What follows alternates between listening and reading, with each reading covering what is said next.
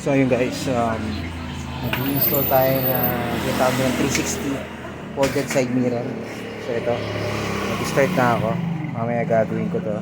Gagamitin ko yung stock ko. Ito yung stock ko.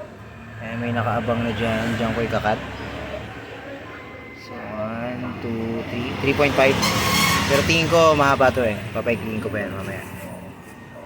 So ito ang gagawin ko rito guys. Hindi ko to gagamitin as folded side mirror. Hindi. Basta ano siya, nakaganyan na lang siya. Fix siya na ganyan. Kasi ayoko nung ganun eh. Lagi ako nabiyahe. Although pwede siyang ganunin, pero hindi ko siya gagawin. Okay? Mamaya.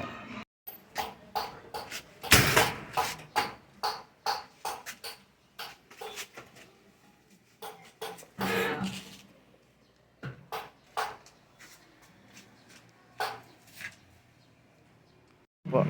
Ito na yung finish product niya. So, yan. Okay. Saktong-sakto lang siya. Okay. Yan.